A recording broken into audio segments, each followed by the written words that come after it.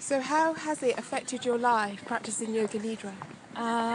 Since last time we met and I done the workshop and the practices, not only myself but all of my friends, they just mentioned that I became more calm, and then I feel it inside as well, and then I can tolerate more outside objects and subjects, and then very, very calm, as if nothing happened around me, and or anything happened, I can manage it.